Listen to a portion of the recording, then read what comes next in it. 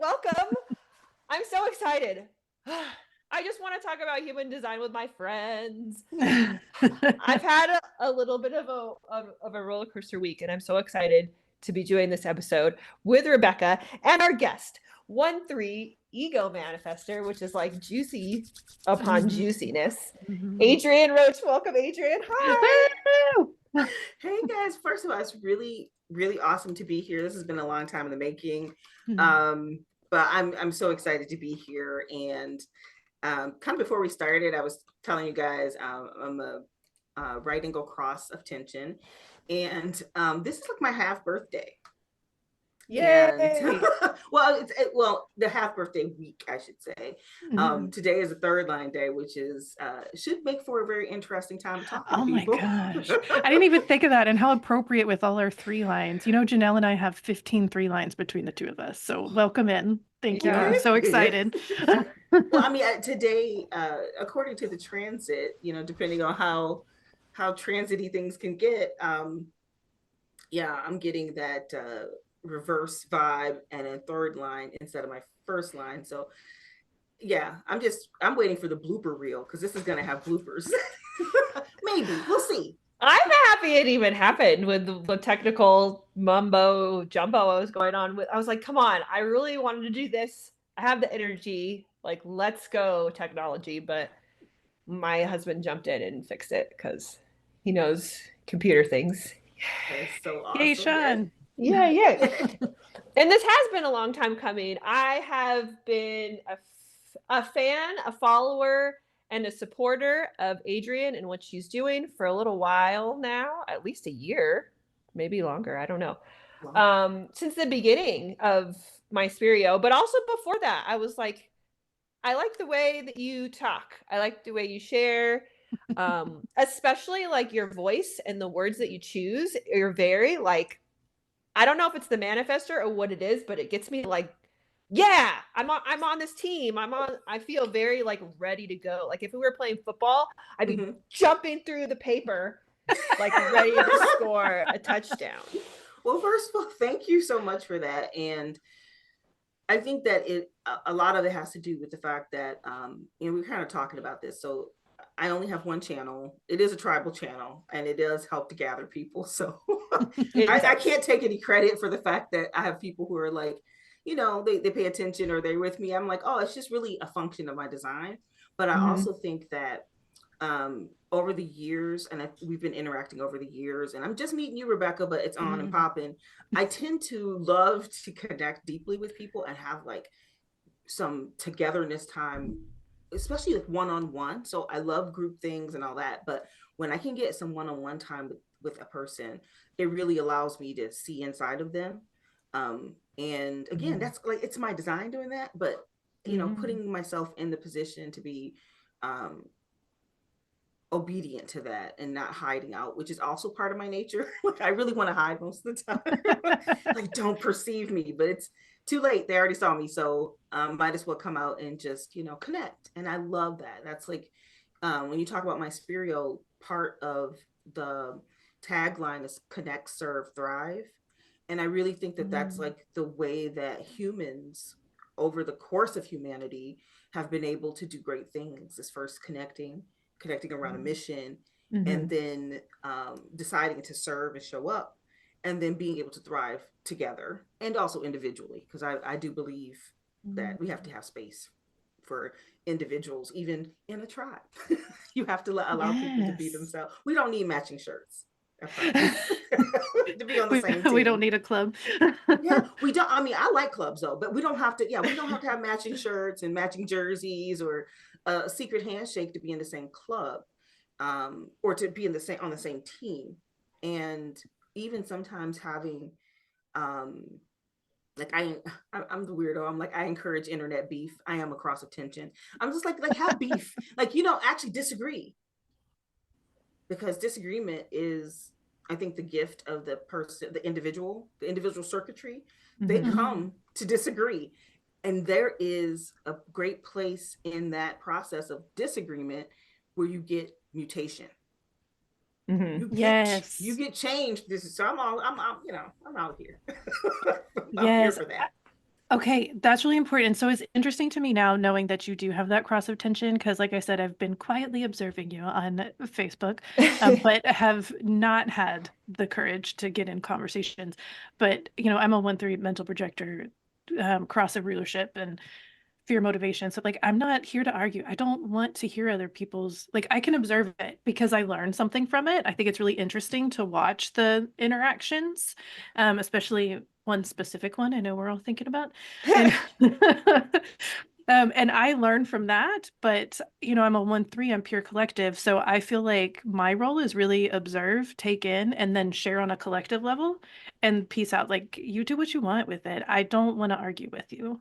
Yeah. So I feel like before I would have been really insecure. Like there is a part of me that's like, well, maybe I should stand up for myself or something or other. It's like, no, I don't need to do that. Um, but I am curious about the Myspirio because the way you described it, it just sounds so tribal plus 1-3. And I love that because you're like, let's all come together and support each other. But then also, I'm just gonna do my own thing. So so tell us a little more about what's going on with that. I'll talk a little bit about that, but you said something. Okay, I promise going to get back to it because I want to say something about the arguing, especially as a cross of tension. It was at one point in time, it was like my hobby to argue on the internet. Now I have a lot of deafness gates, and I have the 45-21. I don't really want to argue with people. So I want people to disagree, but not with me. No, I'm just joking. It's okay if you disagree with me. I really feel like for me, what disagreement means is I just expand my territory. I'll surround you. I'll surround your disagreement, which means, oh, we can accommodate that. That's what happens when you're building a platform. So back to the platform. When you're talking about like, yeah, it is very tribal. Even though I would say that overall, if you were to take a look at, because I have 7 open centers, so I have loads of hanging gates all over the place.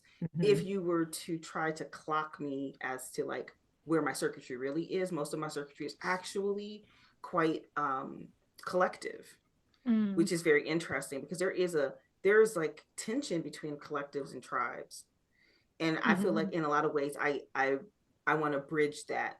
So how do we bridge that with a system? So Myspirio is, first of all, it has gone through several identity changes. I have third line. Yeah, third line, undefined G center. I don't know what the hell's going on. And I realized that my undefined G center only has a gate 7 in it, unconscious. And if you're familiar, that's the army. And it's the 7.3. It's the anarchist.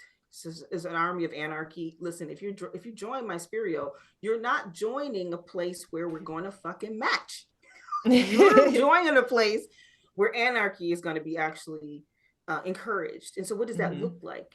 I just want all the people in the one place so we can be found. So I don't care if you and I don't have necessarily the same philosophies or approaches or whatever. And if you can look at me do my work over here, because my personal brand is manifestors. I work with manifestor women almost exclusively. That's who I coach. That's who I work with. That's who I gather with. I have done retreats, a retreat of 20 manifestor women on a mountain. So my work is actually, I've chosen my work to be with manifestor women. Myspirio is in collaboration with my daughter, who is a 1-3 projector, also cross of tension. She's the real boss of Myspirio. So if you didn't know that, welcome to knowing. I might be a spokesperson, and I'm the 45-21. That's kind of my job. But literally, just understand there is a projector behind this, and she's a revolutionary. And what we're trying to do is revolutionize the way that, first off, people are able to connect to human design professionals and how we're able to even find each other. When I think about being able to, well, say you have a podcast like this, if you're looking for human design professionals, it's really cool to like run across them through your fractal. That's awesome. But honestly, when you run out of your fractal, anybody who's ever tried to sell MLM, like Mary Kay, after you've sold to all your friends and family, doTERRA, Arbonne, yeah.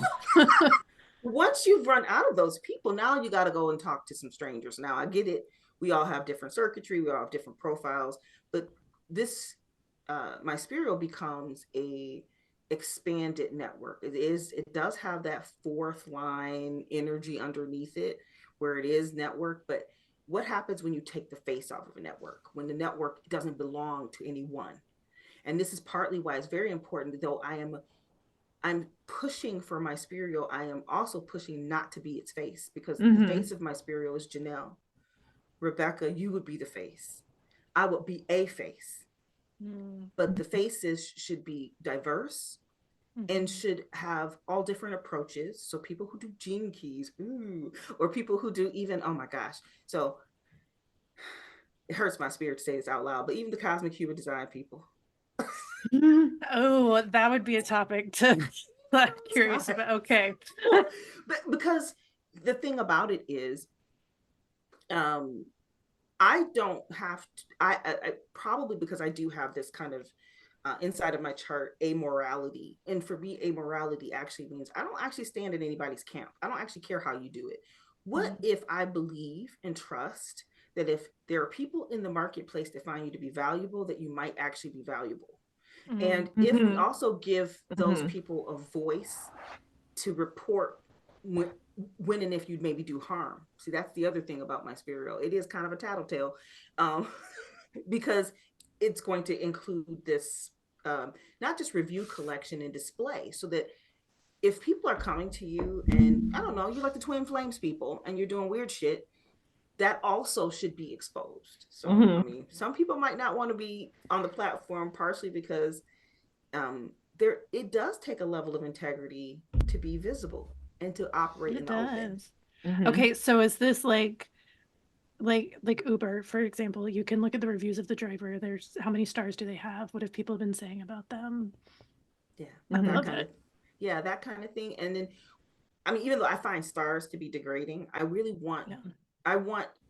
We took some clues. We've been designing the review system and hasn't been implemented yet, but I'll just tell you a few things about what we've thought about.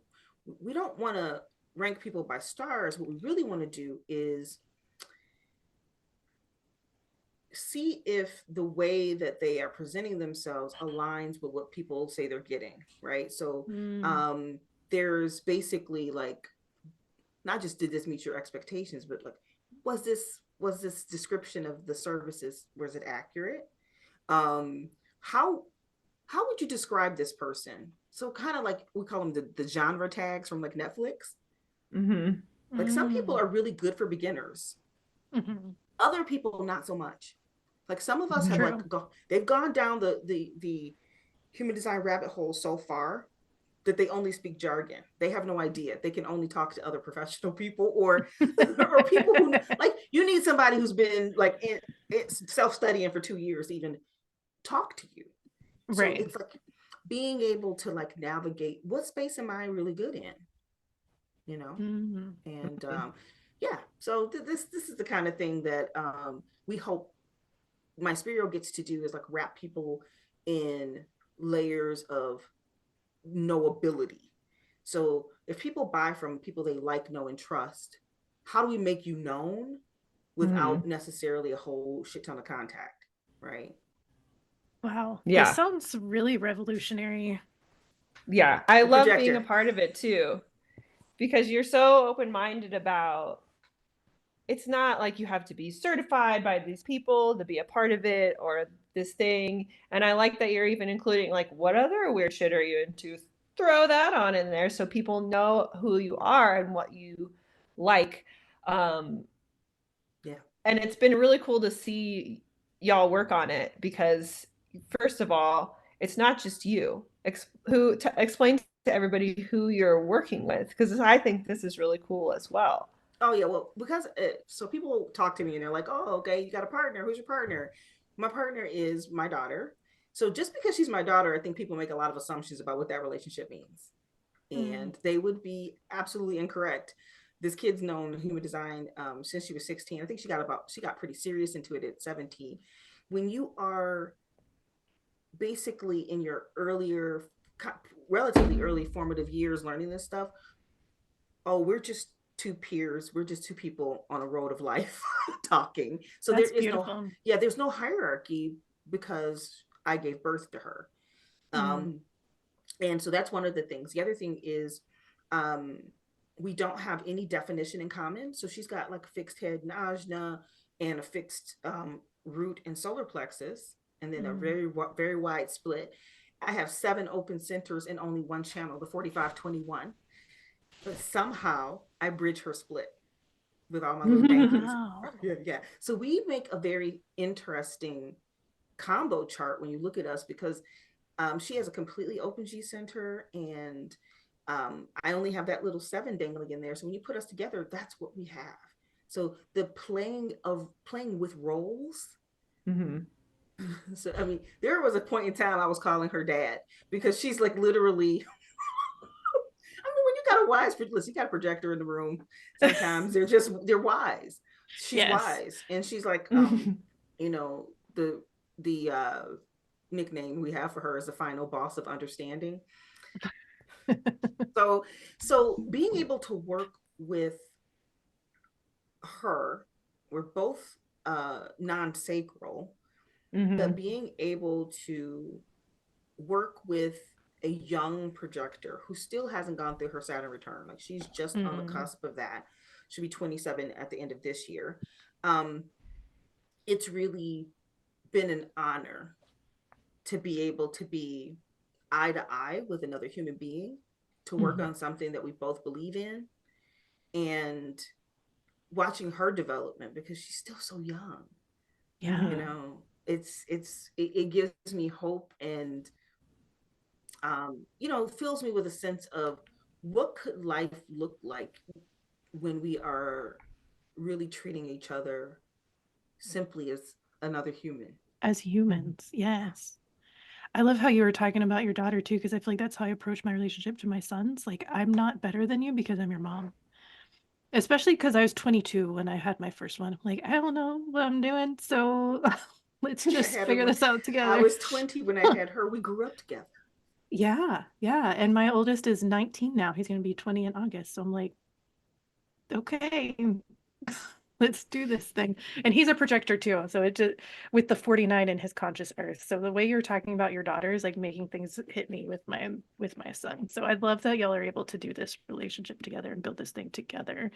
I'm curious, with both of y'all having the cross of tension, like, was that interesting during teenage years, or do y'all like fine tune things together so well because of the bridging? What I will tell you is, she was probably the easiest child to raise. I used to worry that she was going to grow moss, because she just didn't move a lot. But once I learned about like variable, I kind of understood more about like why that looked that way. She and I got along pretty famously during her teenage years for the most part. She was really, it was very easy. We had a great time, and I didn't have any, like, so when people talk about like teenage troubles, I'm like, I don't talk because I'm like, and I tell people, like, she went to boarding school one year. This would have been her 7th grade year, not because she was in trouble, but just because we wanted to experiment. 213s were just crazy. And and that was an amazing time, because she finished the year by getting kicked out. Really? With my blessing, though. She actually had told me what she was doing. She had a secret blog about this school. Wow. And they were trying to track her down. I'm like, they were trying to track her down the whole year. And they were shutting down the email system for the end of the year activities. And so she sent out an email blast to the entire campus, like, it was me. But she told me she was doing it. She told me listen, she's got the entire 1949, okay? And because it was crazy, y'all. It was the end of the year was coming, and she was supposed to buy a white dress for the commencement ceremony for the seniors that were graduating. They went, all the girls, it was girls' school. All the girls were supposed to be in white dresses. And I'm calling her. I'm like, Zora, we got to get your white dress. We got to get your white dress. She's like, I'm not going to need that white dress. And I was like, do you already have a white dress? And she was just like, y'all, we never bought the white dress never even got purchased. I had my plane tickets, my rental car all arranged, and I just came and got her. And we left, and that was Oh crazy. my It was the gosh. craziest thing ever. I'm obsessed with this story. She's like, no, mom, don't worry about it. I've got Yeah, something more fun in way mind. more fun. And she has like a undefined throat. So when I tell you we don't have the same things, like I have throat and ego. Hmm. She has an undefined ego, but it's very lit up. Oh, Lots of, Mhm. I think she's got 3 out of the 4 gates wow. defined. So the connection that we have is, I think she has been able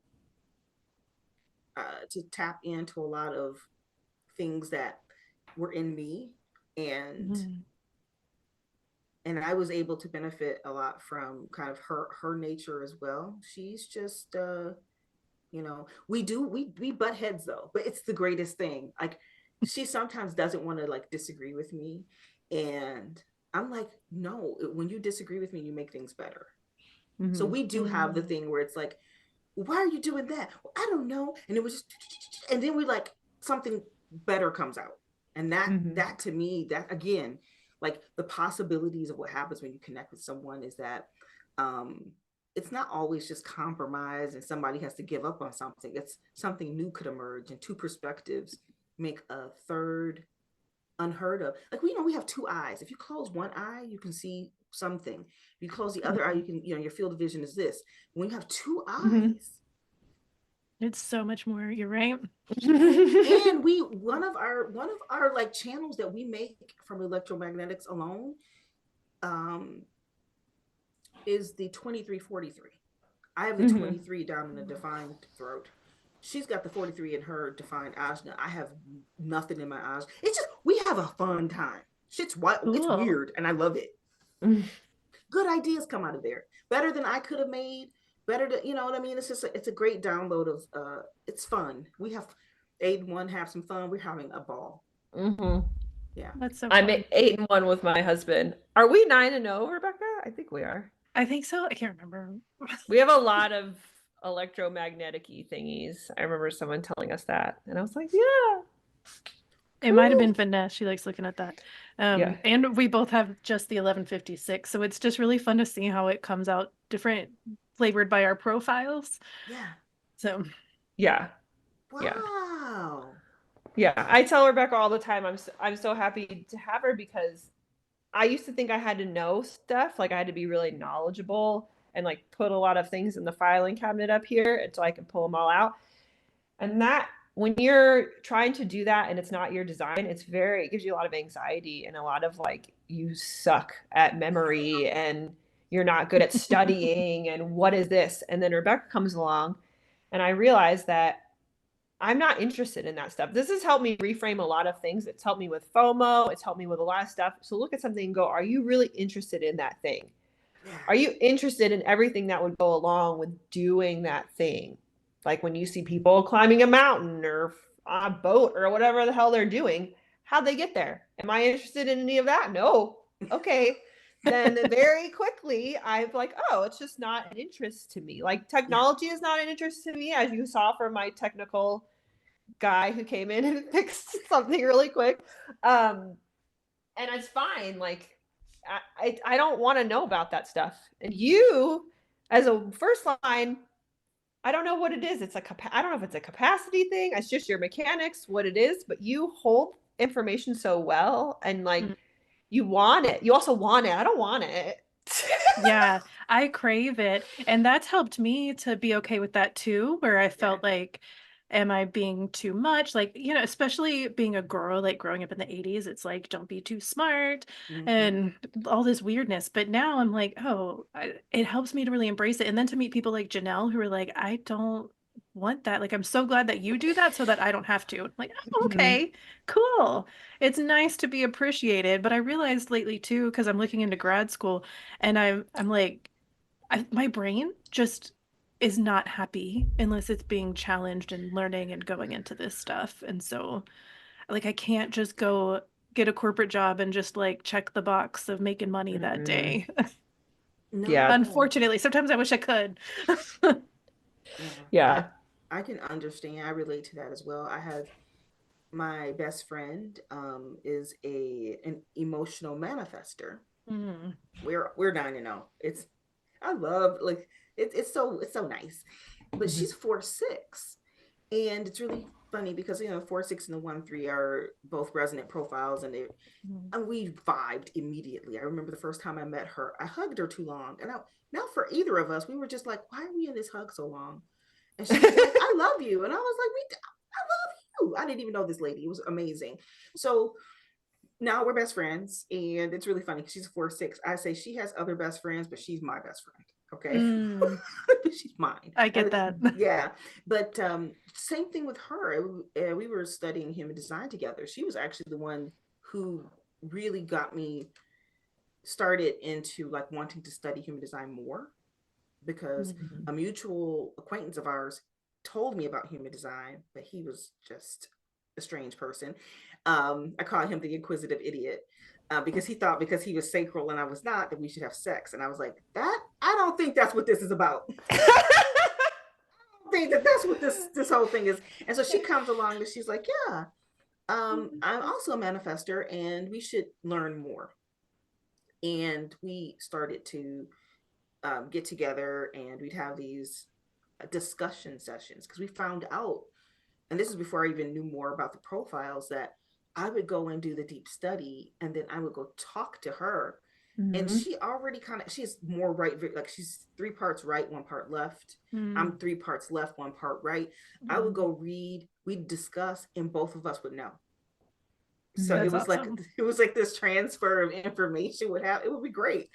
So I think that being like, human design does definitely open the door for people to embrace their own learning style, because I'm a 1-3. I'm gonna study it and try to understand it, but I've loosened up a lot around being perfect, which I think my personality son's a 48. I got the 48 3 times.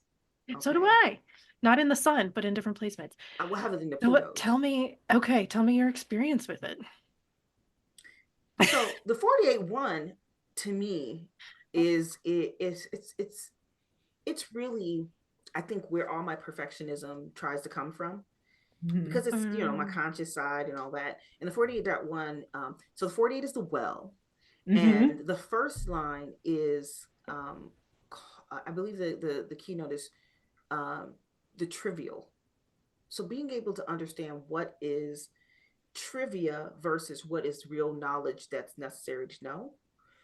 So when you were talking, Rebeka, oh no, I think it was Janelle, you were like, she's stuffing stuff into the filing cabinet of my brain. Yeah. That was me the early parts of my life. Just to put it in perspective, I had 2 very brilliant parents. My mom was a generator. She didn't get past getting an associate's degree, but when I tell you, this woman was like genius level. She knew, it felt like she just knew everything. And then my dad had a PhD in thermodynamics. I would sit with them. He came over one evening, because it was like 7:00. Jeopardy was on. And I watched my parents clear the Jeopardy board just out of their brains. They knew every answer on the board. Between the both of them, they knew. I was like, what the fuck? Like, okay. So then it gave me a lot of pressure that I needed to be super smart and know all the things. So I went through a lot of life with that. And then human design kind of brought to me a different perspective, which was when I read the 48.1, and I was like, trivia, like, I was like, that's what I have a mind full of trivia. And so I started, like, here was my experiment about that. I went on a conscious disremembering journey, where I was like literally defragging my brain and deleting old files, and trying not, I went on a fast of not learning any new things, and kind of giving my own consciousness permission to allow unused facts in my consciousness to decay and exit. Wow. Cool. Yeah, that's because in the spleen, because that's where the 48 is, it's the fear that somehow one of these things I collected was going to save my fucking life, and it wasn't. So I just let it, y'all. So then one day I woke up and so I have lots of shoes. I love shoes. I don't have as many shoes as I used to have. Now I have a lot of boots, but this will probably make more sense after the story. A lot of my shoes were like slip-on shoes or whatever. I had to tie my shoes one day, and I had forgotten how to tie my shoes. That's how far I said, okay, I think we've gone. That was when I stopped the experimenting. I was like, I think we're good. I think we've reached the whatever the fuck we need to. Because bro, I've been tying my shoes since I was 2.5. We are not going. We've gone far enough. But yeah, that was kind of like that was the day, and I remember thinking like that you can do experimentation by intentional requests. You pay attention, but sometimes the experiment requires a retraction of attention, and that was one of my deepest experiments, the disremembering. That's awesome. Yeah, that is fascinating. My daughter's laughing at me the day I forget. I was like, Zora, she's like, good job on your experiment. Good job. She like walks me through. She's like, and I'm just like, this is so weird. And that's what we need in our lives, kind of sometimes, to just go there. So with those 48s, they're in both my Plutos. Yeah. I find it to quite frequently for the conscious side is that there's always room for development of what's in the well, what's wise in there, because the Pluto on my conscious side is 48.5. It's good stuff in there. That's the clear water. That's the practical water. It's like but that 48.1 is kind of muddy. It needs to be settled. So I recognize like I have to be settled. I can't have a lot of extemporaneous stuff in the well. So I don't let everything get in there. I'm very protective about what I consume now. So my consumption changed as well. That's awesome. Yeah. Yeah, because you can get a lot of stuff in here. Static. Yeah. Noise. And especially if we're all undefined crowns, so it's like we can't help but have stuff floating in there that we don't want. It just happens. And we're like, oh crap, I'm worrying about your shit now because you're next to me. Go over there. Yeah. And like I do have in my crown, I have the 64 defined. And I believe that's in my Me too. You got it. Okay. It's in my conscious Venus, which is really interesting because I find that in connection with other people, particularly people who have the 47. You got the 47? It's my sun gate. Oh, see, okay, but here's the thing. I think it all depends. For me, what I have noticed is like people I have history with, they're trying to make me remember specific things. I'm being very specific because my partner has it. He also has an undefined head Najda. He's got the 47. Literally, he wants to get with me and reminisce about terrible shit. I'm like, bro, stop trying to make me remember. Why are we talking about that? He's like, remember that time? Because he's my daughter's father. So we have known each other at this point 30 years. But for 20 of those years, I didn't have any contact with him. So just letting you know, like, thanks for the baby. I'm just gonna leave. So he's my current partner now. He is? I didn't know that. So, wow. I should ask Zora about that one day. I love that. She's like, anyway, that's her dad. So she's like, why do you like this guy? Okay. But anyway, let me stop. So yeah, I think, listen, you guys are getting the real benefit of this transit because I'm just gonna let all sorts of weird shit fly out because it is like that. It's hilarious. I love it. But what I will say is like that tendency to reminisce, whereas I like it. We have a different game we play with that same connection, right? And it is one of those things like I am thinking about something that doesn't matter, but it's fun. So when the not self is fun, it doesn't make anger, makes maybe some humor. It's great. So we play this other game, which is guess what song I'm remembering. He'll be thinking of a song, but because he's a 6'3", and I swear he doesn't we have open stuff up here. We don't store stuff the right way. He's like, yeah, you know, the song, and he'll just be describing the weirdest, abstract, weird shit. And I'm like, Lovely Day. And he's like, yeah, that's the song. So that's my fun way of having that little connection happen. Mm-hmm. But not when he's trying to reminisce about, like, hey, remember when we were like 19 and I was really pretty and you were pregnant and you were ready to leave? I'm like, no, bro, we don't want to. I don't actually want to remember that. It's not even important. It's, and talk about not being important. I'm like, but bro, I'm here now. We're having a good time. Why are we talking about the bad times that don't even exist anymore? Oh my gosh, I just have to laugh at that because I'll take ownership that I totally do that. And so, yeah, I'm just unpacking a lot in that. But it's funny because I'll get in that in my own head, and I'm like, I have to literally pull myself out. I'm like, why am I in 2002 right now? Like, look at the trees. The trees are green. And get myself out of it because I'll be so far in that. But then it's also interesting to be fueled by the channel of curiosity where it's like, no, but I literally want to understand why that thing happened. Because when that happened, it led to these decisions. And then now I'm here and I don't totally understand his perspective or why he did X, Y, and Z. And I really want to know. The thing about it is because you have the defined ajna, which I don't have. I have absolutely nothing in my ajna. I don't actually want to know how or why. Because I feel like a lot of times, like the ajna is really like, you know, how did this progress from there to there? You know, could be even the why. Like the 47 is concerned with that.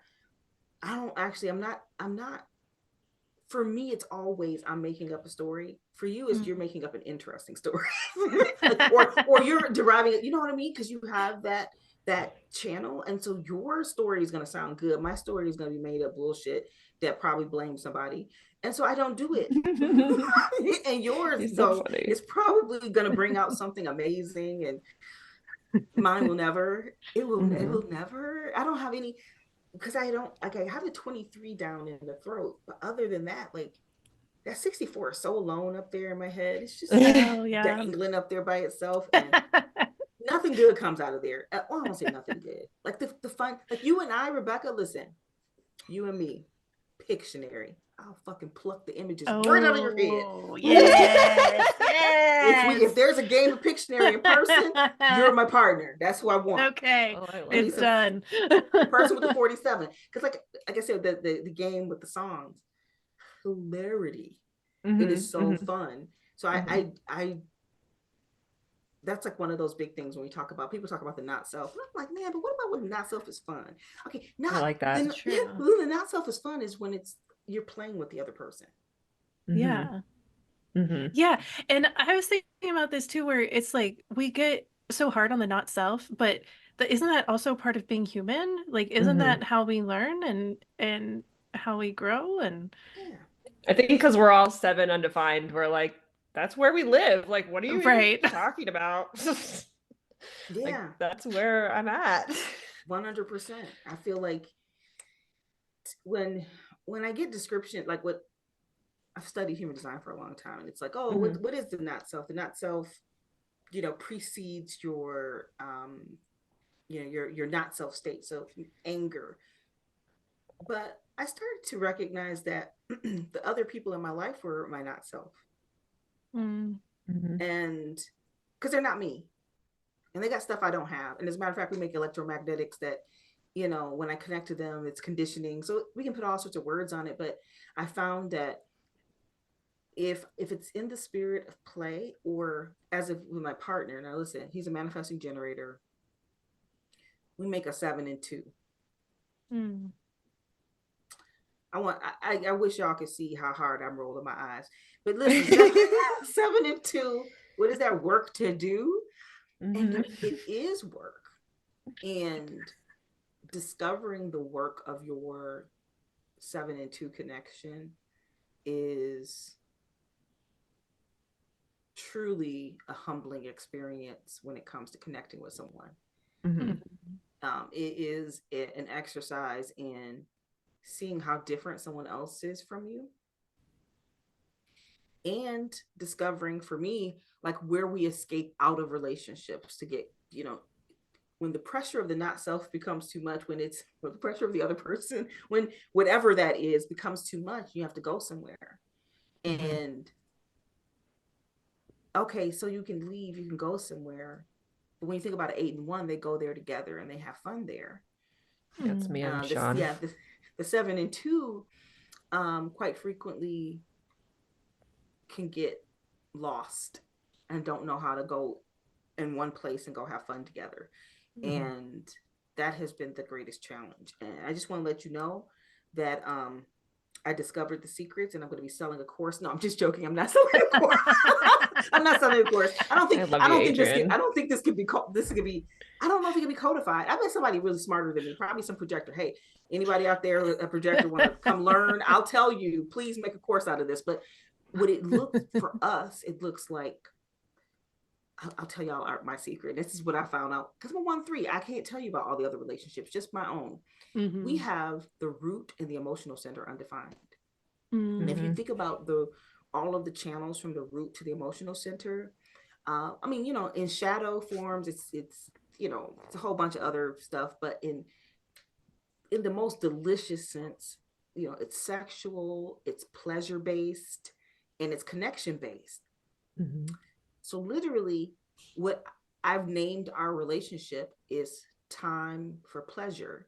And I always tell him, I'm here for a good time, not a long time. So when the time is no longer good, I move away. I just go get space. So I'm like, listen, I'll come back, but I'm only here for good times. So now, it's the pleasure palace. We're just always snacking and going to see, like, we go to the museums like children. we went to the Detroit Historical Museum recently. We like held hands and we're like kids. And it was like, the time for pleasure isn't always it's not as with all the gravitas of adulthood either. It's childlike. Yeah, I love that. Saturday My innocence morning loves that. Yeah, Saturday morning cartoon, like literally Saturday morning cartoons. He'll have like cereal. I have insulin resistance because I don't know what's going on with what is going on with my life, but I'll have my snacks. We'll make a fort. Oh, it's super awesome. So you guys are so cute. Yeah. So anyway, to the enterprising, awesome projector who's ready to understand and codify, to call me, because I'll tell you more things. Because I have my theories, but I don't think that would be a direction I want to go in. But that's what's happening over here. Yeah, it's a constant work in not taking life so seriously. And I've been going through some moving situations where things have popped up that have been completely out of my control, which I hate that. But I've just been like, all right, I guess we're going to do our best. And Sean is way more outwardly calm than I am. Like, he just seems like whatever. And I'm like, what's happening? What's going on? Oh, I'm crying. Like, I go through it a little bit. Yeah. And I told Rebeka this the other day. I didn't apologize for going through it, because it's my energy. Like, that's what's going to happen. My root is like, and he's just kind of chilling. But I was like, I apologize if I said anything that hurt your feelings. I don't think that I did, but I apologize if I did. I'm not going to apologize that I got upset for what was going on, because it was a highly annoying situation where most people would get a little bit upset, at least. So I allowed myself to be upset with it, which I would have apologized. Like, I'm sorry, I got freaked. I got crazy. I'm sorry, I was acting crazy. Yeah. It's like, first of all, I wasn't acting crazy. And second of all, I'm not sorry, because that's just me expressing how I'm feeling in the moment. And for some reason, I don't know what part of his design, maybe it's the 2-4. He's very like even keel on the outside most of the time. Like, he doesn't really get upset. He doesn't really, sometimes he raises his voice. That's probably the most that he would get upset, but he's pretty like, anything's happening, he's like, yeah, it's okay. Yeah, it's cool. And I'm just like, I try to look like that, but I know I'm like it's like, you can tell that I'm holding it in, and he's just like, I'm chilling. Maybe it's the sacral center. I don't know. He's got something. Maybe it's not human design related, but something. Oh, well, it is that caveman. Like you always call him the caveman because the spleen, sacral root, and he's like, no, we're safe. He's spleen, sacral, heart. That's his only 3. Oh, that's okay. That's what I was thinking. Yeah. Yeah. But that's why I say caveman is because, like you said, he's very much basic, like in his needs. Well, actually, his gate 22 makes him not basic in his clothing needs. He's very fashionable and fancy. But he's just, I don't know. I guess it's just the way that he expresses himself is basic, but not like in a bad way. It's just very, here it is. Yeah. But yeah, and when we're together, we're 8 and 1, and the only center we have undefined is the G center. I can't get a G center definition to save my goddamn life. That's where my That's where my incarnation crosses. I know, it's so funny. I get real like I want something there to help juice up this cross, but I know but we connect. We true. Make it. Yeah, we do make it, but I also know that that's not my. Like, I'm not here for that. I'm here to guide from an inconsistent place. I'm here to guide from a place of not having a defined G center, or else it would be defined. And that's cool. But I just thought it was hilarious when I looked at our charts together, Sean and I was like, really? This is the one spot? And I have like 5 gates coming out of my G center. So I don't know. The easiest place to get me some definition. Yeah. And I'm like, I can't get no definition. No, you guys, I'm so sorry because I just watched the movie. It's an older movie, but it's called Yesterday, and it's basically a movie out of the UK about Beatles music. So I got the Beatles catalog is in my head up top. It's that's so that's good. the Stones. I'm sorry, but that got played in the movie too because it was like that time. Anyway, the movie was adorable. So I've got a lot of old music in my head right now. That's good. I love that. That'll be. So, Neutrino Radio can turn that into like a reel. Oh my gosh, you should totally send it to Dave. No, not you, but he'll do the song. Yeah, I will. Yeah, no, I think that actually, I think that would be adorable. Like just the Stones, I can't get no. You can't definition. See, now you're gonna make it the song. Now you're gonna because it needs to happen apparently. The last thing I will say is it's really funny because you mentioned the definition that your partner has. That's almost the same definition my partner has, except he does have the G center. But he's a 6'3", innocence, motivation, and in some strange way, his G center doesn't influence me. Like I'm not, or maybe I'm lying to myself. I'm not 100% sure, but literally, I don't like we. If I were to think about what direction he's going in, and I think, I don't know. I could be lying to myself. I don't know. I have to come back to that. Well, that's okay. Really interesting. I'm curious. Does he have more direction gates or love gates? So it's really interesting because he has. Now I'm looking at mine. I'm like, what am I? You have direction. You have the 4 direction gates. So you just asked for Rebeka. Yeah, he's got the 515. Okay. And I want to say he's got his son is the 1. He's the 1, 2. He's a cross of defiance. So he's similar. He's similar to, well, not similar because I'm 1, 2, 7, 13. I'm Sphinx. Yeah, but you have so much in there. He's got the 2. He's got the 1. I'm sorry, the 1, the 2, and then the 15. Okay. So he's direction 2, right? 2 direction and 1 love. I was just curious because then I thought too with that innocence motivation, maybe he just was really operating in alignment with innocence motivation. Really covers a lot. Sorry to interrupt. I have innocence motivation. No, that's good. And so his innocence motivation was like, hey, it really like goes over everything with a nice like bubble of softening and wonder. And I don't know how to describe it any better than that, but it really changes a lot of the dynamics of the chart, I think. I don't know if everybody's motivation like pals you with this, but the motivation that is no motivation really kind of almost like relaxes every other part of the chart. Like it just kind of lets it be less like intense. I feel like, to me I'm gonna anyway. say when I was like, oh, because he's the first defined G center I've been around in this close proximity for any length of time, but I didn't feel like I started merging with them and going in their direction. Oh, And wow. I've been able to stay very distinct. Now we do sleep separately. We never slept together, and I actually got a new place. Just a couple miles away. So I just got a place, and people are like, what, are you getting away from him? I'm like, hell yeah, but not really. I think that part of the thing I keep telling you about our two centers that we do have open, space. I think space is necessary. You know, people think about the root as time, but I think time and space are the root and the emotional center. So like, he needs to miss me, I need to miss him, therefore we can, yeah. But that's a very interesting thing. I do think maybe that innocence motivation is wrapping that G center, but I do think now on second thought, I am being influenced. The influence here is my South nodes are in the 51. Y'all, I literally was the most like independent, relationship resistant person I knew. I'm the person, I love to leave. I mean, I'm a manifestor. I love to leave. I love to leave. Even now, I've got this place, but it's really close. But I'm like, this is exciting. And he offered to buy me a house plant, which is like so adorable.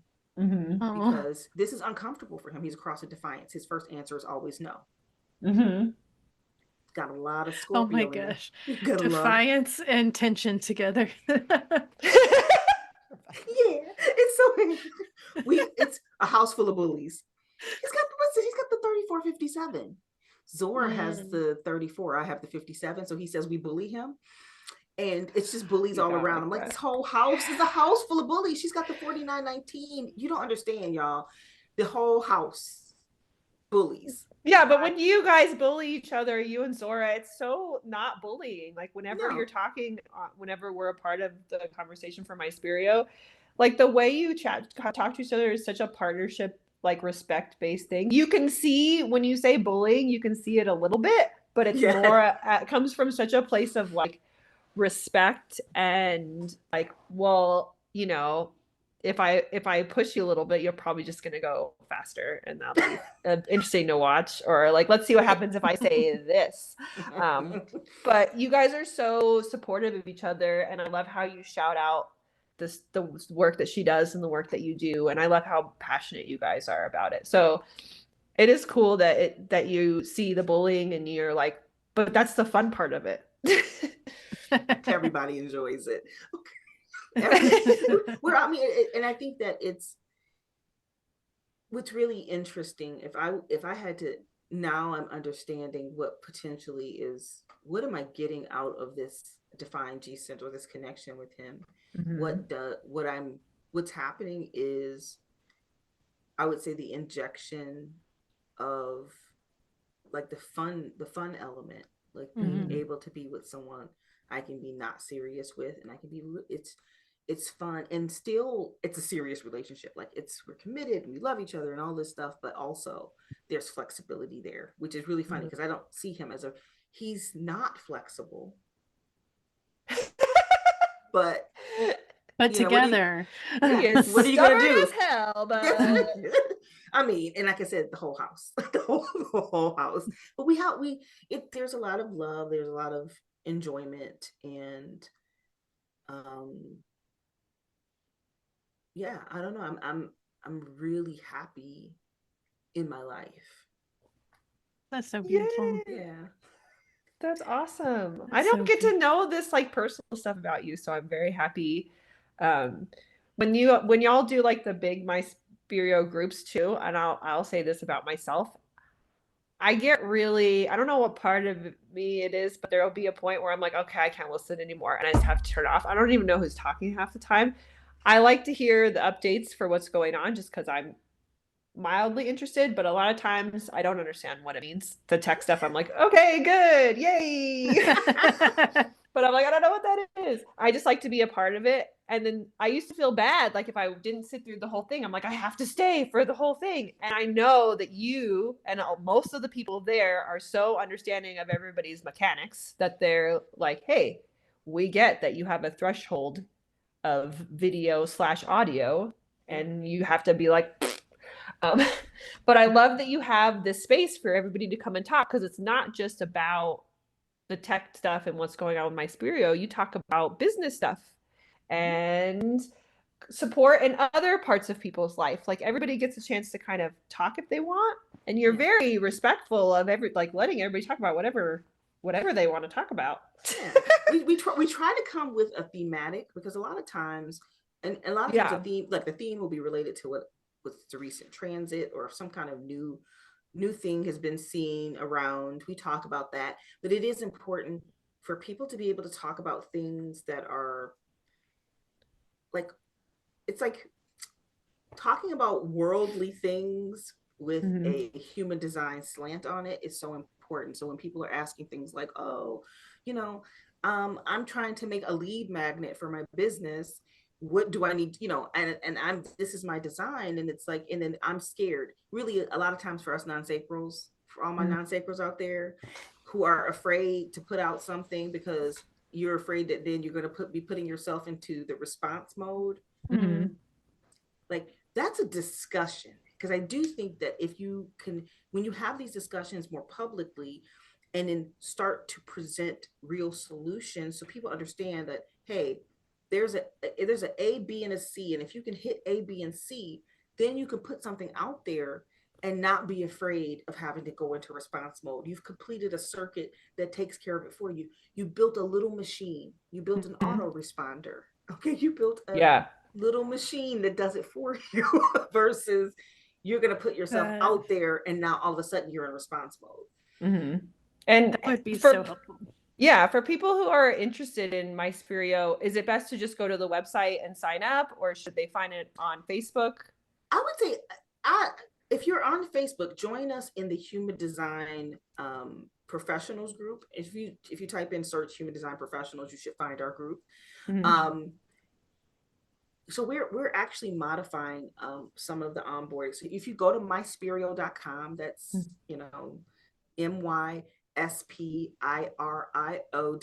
If you go to myspirio.com, there is a place to become a professional. We have a vetting system, and we're like developing it a little bit deeper. Right now, we are relying on something we're calling fractal vetting. So fractal vetting looks like a couple of things. One, if you come from one of the major schools, we automatically assume you have your human design knowledge together, and then we can allow you on the platform. If you don't have certification, that's no worry. We call those, I have it written up on the board, STARS, which is skilled through alternative routes. You maybe are an autodidact. You learned by yourself, or you learned with friends. Someone else taught you. You decided not to pursue certification. No matter what, if someone on the platform knows you, that's the other way of being vetted. So we only want people who actually know human design and who actually who provide services or want to provide services on the platform. We can't know that you know human design other than if you do have a certification, or someone and they can vouch for you and they say like, no, I know this person knows their stuff. And it's not about perfect knowledge. No, I have absolutely videotape of me on YouTube right now saying something that was completely incorrect. I make mistakes. I'm like, you got to get over it. I put a little, I went to description. I was like, oh, I said something wrong. Absolutely. Oh, well. Because that happens. But literally, we have so many people who can spread human design in a very reliable way because they're embodying it. They're doing experimentation.